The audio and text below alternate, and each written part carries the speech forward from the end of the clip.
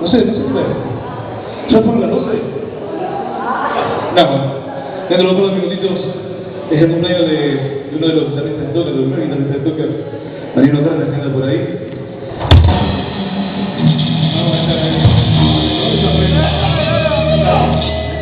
Para Mariano y para Paula. Bueno, vamos a hacer psicosis.